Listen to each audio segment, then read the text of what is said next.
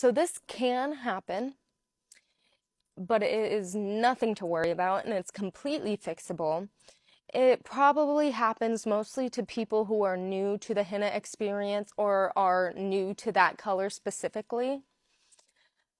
What I recommend doing, if you didn't already, is using a water liquid base instead of something like a brewed coffee or tea liquid base, because the water will not affect the color, whereas the brewed tea and coffee will only deepen and darken that color. And since our brown products and our jet black products contain indigo, the longer it sits on your hair, the darker it will get. So I always recommend, putting it on for a lesser amount of time. Definitely doing strand tests with multiple strands of hair, either from your hairbrush or underneath your hair, somewhere easily accessible.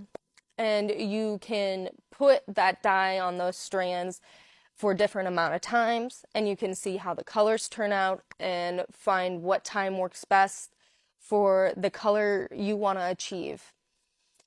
You can also, if, like, for example, you are trying to do a dark brown, you can also go down to our medium brown, and then medium brown, if it's too dark, you can go down to our light brown. If you are still having trouble, you can always contact us through email, which I will write down the email here for you to message us, and we can work further with you so that you can find that color that you want.